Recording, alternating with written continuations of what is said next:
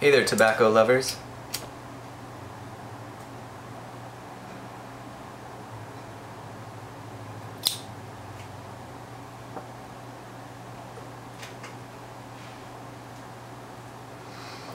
This video is a response video or an addition to the video that Kell had just made entitled The Discovery of Tobacco.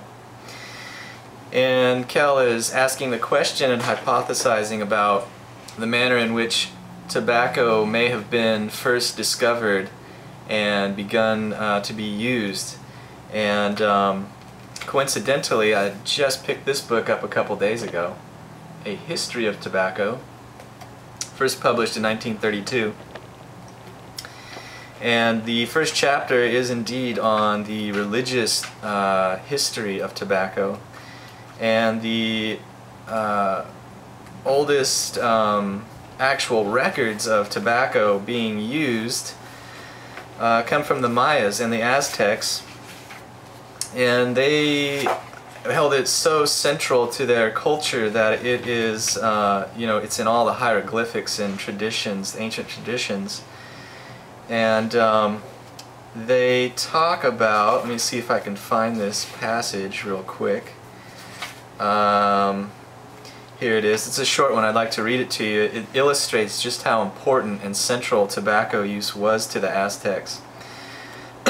It says, "A youth who, according to the Aztec custom, was elected each year as the incarnation of one of their deities, and who lived for 12 months in a blaze of splendor, with the fairest maidens in the land for his companions, only to be sacrificed to the gods at the expiration of the term, when, amid dances, flute playing, and the eloquence of orators, his last duty was to smoke a pipe of tobacco to the glory of the gods and the happiness of mankind." Now that's the way to go out. I mean, right? And they also discovered that these ancient Aztecs were using snuff tobacco. They didn't call it snuff, but they were using a ground dried powdered version of tobacco leaves, and they would sniff it up through tubes, and they'd mix it with other herbs and incense, and burn it to the gods, and the priests would smoke it at every ritual, and these huge tubes. And they would go into a trance from smoking this stuff. And they also noticed that the natives would carry a satchel with them, and they would have these, cigars. Would be a palm leaf stuffed full of tobacco leaves, and they would walk around smoking these. They go on to hypothesize that the name of tobacco may have come from when Cortez, the conquistador Cortez, landed in the province of Mexico known as Tabasco, and how when Cortez first landed, one of the first things they saw were the natives smoking, and it totally shocked them. They had no idea what they were smoking or why they were smoking it, but they realized very quickly that the natives held the tobacco in extremely high regard, and it was sort of their most prized offering that they were offering the new visitors shortly before their visitors killed them.